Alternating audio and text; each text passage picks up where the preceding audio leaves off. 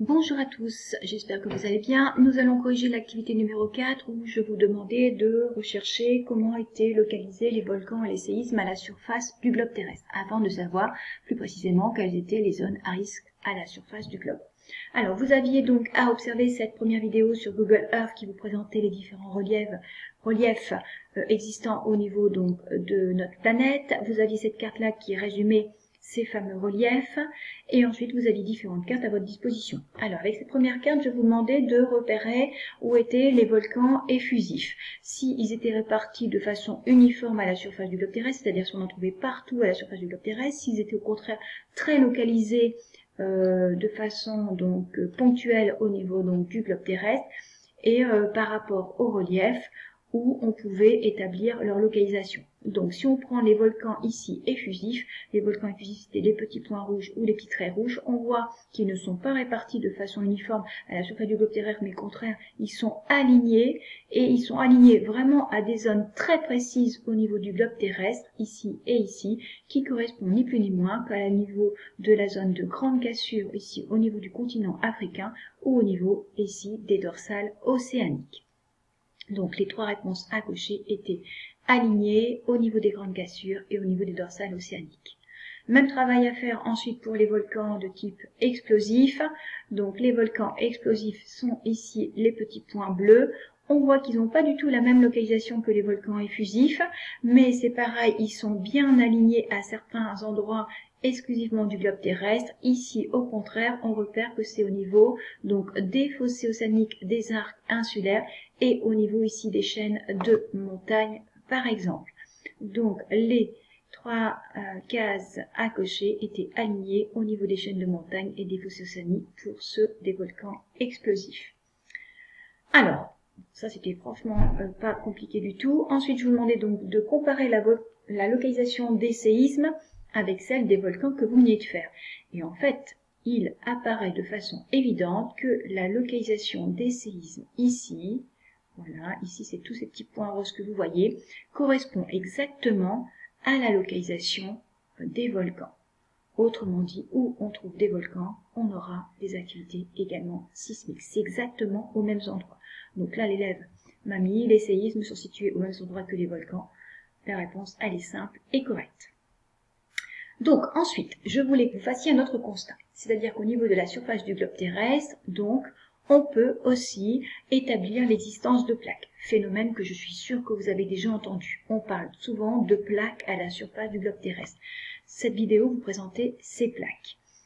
Et je vous demandais comment, alors ici vous aviez une carte simplifiée de l'existence de ces plaques, comment on avait pu, de façon très précise, limiter la position de ces plaques. Alors voilà par exemple la position de la plaque africaine. La plaque africaine ne se limite pas au continent africain. La plaque africaine se limite à cette zone ici. Autrement dit, elle prend une partie également de l'océan Indien ici, de l'océan Atlantique ici, et puis le continent africain. Comment on peut établir cette limite? Eh bien, quand on regarde la limite des plaques, on se rend compte que c'est exactement la limite, la localisation des séismes ou de celle des volcans. Donc, la limite des plaques a été déterminée, a été établie avec la localisation des volcans et des séismes. Quand je regarde la réponse de l'élève, la limite des plaques correspond à la localisation des volcans et des séismes. C'est pareil, la réponse elle est claire et logique. Donc voilà. En fait, la localisation des volcans et des séismes, elle n'est pas du tout le fait du hasard, puisqu'elle correspond à cette fameuse existence des plaques, que vous allez voir, que l'on va expliquer dans la suite de la leçon et des leçons.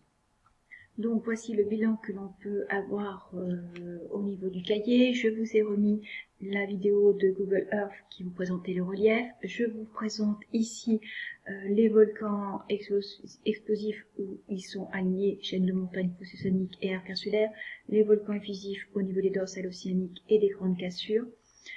Je vous rappelais que les séismes ont la même répartition que les volcans. Donc, ce qu'il faut absolument retenir, c'est qu'il n'y a pas une répartition au hasard, que les volcans et séismes sont parfaitement alignés, et au niveau de trois reliefs principaux au niveau donc de la planète, au niveau des dorsales océaniques, au niveau des fossés océaniques et au niveau des chaînes de montagnes. Il va falloir effectivement mémoriser ce vocabulaire. Les dorsales océaniques, je vous rappelle, ce sont ces grandes chaînes de montagnes sous le fond des océans, au milieu souvent des océans. Les fossés océaniques, ce sont les zones très très profondes, très étroites mais très profondes au niveau de la limite de certains océans comme celui de l'océan Pacifique. Et les chaînes de montagnes, ça je ne vous les présente pas, vous les connaissez au niveau des continents. Il faut maintenant quand même que l'on comprenne ce que sont que ces fameuses plaques. Alors si on sait maintenant à quoi correspondent ces plaques à la surface du globe terrestre, on voit bien comment elles sont limitées à la surface du globe terrestre les unes par rapport aux autres. Il faut qu'on explique comment elles sont constituées en profondeur, en épaisseur, c'est-à-dire que quand on s'enfonce ici dans le globe terrestre, à quoi elles correspondent ces plaques? Est-ce que ces plaques vont jusqu'au centre du globe terrestre ou ça correspond uniquement à des plaques qui seraient superficielles, c'est-à-dire à la surface du globe terrestre? Si je reprends un autre exemple pour vous faire comprendre cette notion de plaque en épaisseur, imaginez un puzzle. Vous avez vos pièces de puzzle, vous savez très bien regarder vos pièces de puzzle en regardant la forme de leur contour pour pouvoir justement les associer les unes par rapport aux autres. D'accord? On est bien d'accord qu'ici les pièces s'imbriquent les unes dans les autres, mais ensuite elles ont une certaine épaisseur, vos pièces de puzzle. Et bien là c'est ce qu'on cherche à savoir. C'est pareil, c'est à quoi va correspondre au niveau du globe terrestre à l'épaisseur de nos plaques. Cette recherche va être faite dans l'activité numéro 5 et cette activité, nous allons la faire ensemble pour présenter le document de façon la plus simple possible avec vous. Alors voici le document que je vous aurais donné à lire, à observer pour établir avec vous justement à quoi correspondent les plaques en profondeur. Alors, si je prends la lecture en même temps que vous pourrez très bien donc faire une pause sur la vidéo pour relire et vous permettre de vous-même vous imprégner du vocabulaire et de l'explication. Alors, si je résume le début, c'est que pour connaître l'intérieur du globe terrestre, voilà une coupe qui a été faite simplifiée du globe terrestre. Notre globe terrestre a quand même un rayon de 6400 km. Donc, il a fallu que l'on utilise des moyens pas forcément évidents à première vue pour établir ce qu'il y avait comme constitution à l'intérieur du globe terrestre. En sachant que je vous dis au départ que les plus profonds forages que l'on connaît, qui permettent donc d'exploiter les roches en surface du globe terrestre, font 15 km. Et en général, ce sont les forages pétroliers qui ont ces moyens techniques pour forer à des profondeurs de 15 km. Au-delà de 15 km, notre accès n'est plus direct. Donc, vous voyez qu'il y avait un réel problème en sachant que notre rayon de la Terre fait 6400 km. Alors, comment on a fait pour savoir de quoi était fait l'intérieur du globe terrestre? Eh bien, on a utilisé le principe de l'échographie.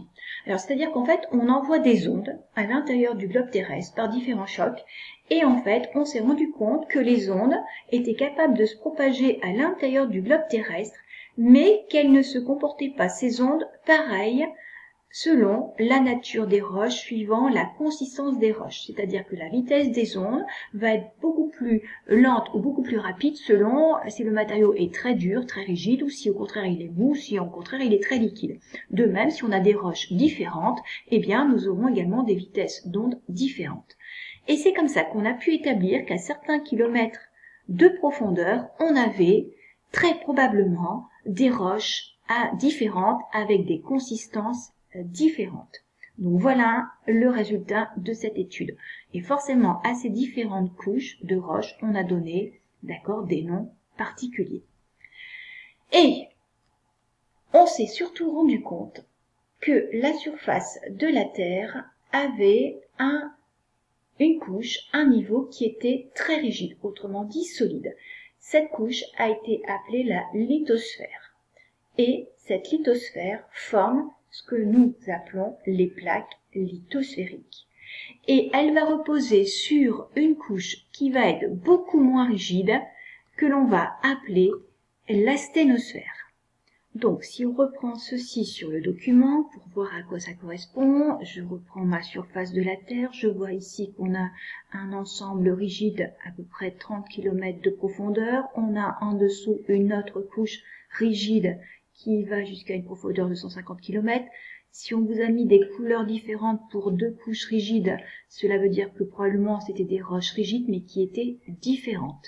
On peut avoir des roches rigides mais de nature différente ces roches. Et en dessous, on remarque que cette fois-ci, on a un ensemble de roches qui correspond à des éléments beaucoup moins rigides. On pourrait dire visqueux, par exemple. Donc, si je reprends ceci, la lithosphère et les plaques lithosphériques, c'est un ensemble rigide. Donc, la lithosphère correspondrait à ce premier ensemble ici de roches rigides. Donc, je vais mettre une accolade ici. Jusque 150 km, nous avons des roches rigides. C'est ce que l'on va appeler la lithosphère. Voilà, la lithosphère. Et en dessous, nous allons avoir un ensemble de roches moins rigides sur lequel repose cette lithosphère. C'est ce qu'on va appeler ici la sténosphère. Et cette nette ici séparation, cette nette différence, eh bien cela va correspondre à nos plaques. Autrement dit, quand on parlait de plaques dans la carte précédente, voilà, on avait la limite ici sur le globe terrestre en surface. Eh bien, en épaisseur, il faut vous dire que ça, c'est une plaque. Et ces plaques, ici, par exemple, reposent sur un ensemble beaucoup plus mou, alors si je puis dire ainsi, moins rigide, qu'on va appeler la sténosphère. Alors, pour vous faire comprendre à comment ça pourrait être représenté au niveau donc du globe terrestre, alors vous avez en tête tous le chocolat Mars, d'accord? Le chocolat Mars, quand vous le croquez, il a une croûte, c'est rigide. Eh bien, on pourrait dire que ça correspond à la lithosphère. Et sous cette croûte, vous avez quelque chose qui est beaucoup plus mou. Eh bien, vous pourriez considérer que c'est la sténosphère. J'espère que cette petite anecdote pourra vous faire mémoriser la lithosphère rigide sur la sténosphère moins rigide. Et donc, quand on recherche à quoi correspondent ces plaques, eh bien, les plaques sont ni plus ni moins que la lithosphère. D'où le nom de plaques lithosphériques qu'on va leur donner. Donc, voici le bilan dans la leçon. Je vous ai remis le document avec la carte correspondant aux différentes plaques, les principales plaques au niveau donc du globe terrestre, le petit texte que l'on vient d'utiliser ensemble au niveau donc de l'activité. Je vous ai remis également ici la vidéo qui vous présentait l'existence de plaques dans l'activité précédente. Et donc l'existence donc d'une quinzaine de plaques à la surface de la Terre. Ces plaques sont formées de roches rigides, c'est la lithosphère. En dessous, il y a la sténosphère qui est formée de roches moins rigides. Pour faire le bilan, je vous ai remis le petit croquis que l'on vient d'utiliser effectivement sur l'activité. Et voilà simplement ce que je vous demande de retenir sur l'existence des plaques lithosphériques. C'est la répartition des séismes et du volcanisme qui permet d'établir l'existence des plaques et surtout de les délimiter. Une quinzaine de plaques à la surface du globe terrestre. Ces plaques sont formées de la lithosphère rigide et elles vont reposer sur la sténosphère qui est beaucoup moins rigide. Et vous allez voir que ça va avoir une importance sur la suite dans les explications des autres leçons. Voici pour cette leçon numéro 2 sur la localisation des volcans et des séismes. Et donc la conséquence, c'est la présence de plaques à la surface du globe terrestre.